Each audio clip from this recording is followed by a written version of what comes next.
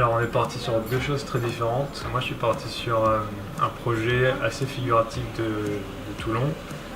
Donc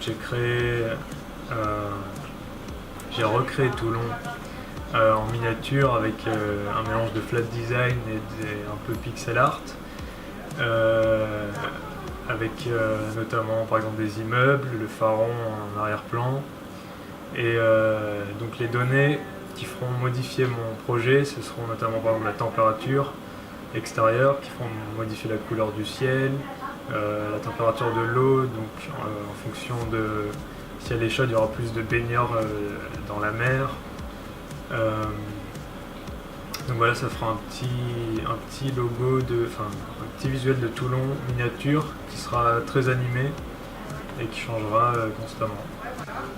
Alors moi, mon axe, donc ça va être beaucoup plus abstrait. Ça sera que des formes géométriques. Donc au centre, ça sera un rond. Et donc en fait, ce rond, la donnée qui va correspondre à ce rond, ça sera la température actuelle de la ville. Et autour, il va y avoir d'autres formes géométriques qui vont graviter tout autour et qui seront pareilles. Chacune d'entre elles sera une donnée précise. Les couleurs vont changer en fonction de ces données.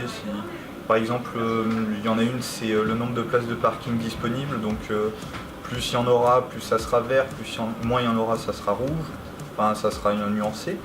Et donc chaque forme géométrique sera reliée par un simple trait au rond central. Et en fait, ce trait, ça va indiquer le laps de temps avant la réinitialisation de la donnée, pour permettre aux gens de prévoir à l'avance la prochaine donnée. Ok, donc quand on nous a présenté le projet Port d'Attache, ce qu'on voulait vraiment mettre en avant, c'était le tri sélectif. Et après, vraiment faire une continuité entre la poubelle qui pourrait se situer sur le port, sur le bateau ou bien en mer. On a voulu étendre toutes les possibilités et tout étudier. En premier concept, on a voulu étudier les zones de tri sélectif dans les ports. Donc on a remarqué que dans les ports, il y avait énormément de... Enfin, les poubelles n'étaient pas du tout adaptées et en fait c'était des gros conteneurs pas du tout entretenus. Du coup on a voulu créer une zone attractive et qui se fond déjà dans le décor, donc qui s'inspire des codes de l'espace du port. On a également pensé aux pontons flottants qui sont généralement privés et réservés au port pour les particuliers et les petites sociétés. Et, donc après on s'est dit, généralement quand on pense poubelle maritime, c'est poubelle sur le port, poubelle en mer, mais il faut également penser à la poubelle sur le bateau parce que tous les bateaux n'en sont pas équipés. Généralement les sacs plastiques fuient. Et l'aménagement des bateaux n'aide pas du tout à cette fonction.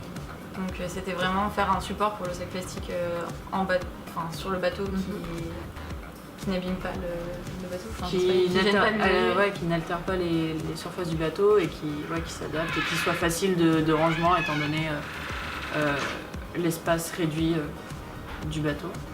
Et ensuite, pour la poubelle située en mer, c'était vraiment reprendre le concept de la bouée balisée et qui, si possible, éloigne les oiseaux marins parce qu'il y a beaucoup d'oiseaux marins qui sont tués à cause d'injection de déchets plastiques.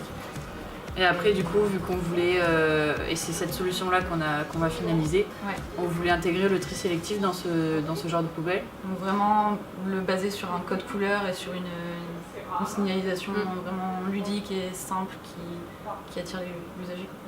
Et surtout prendre en compte toutes les contraintes par rapport au bateau qui n'abîment pas le bateau quand le bateau s'approche. De bien choisir les matériaux contre la corrosion, etc.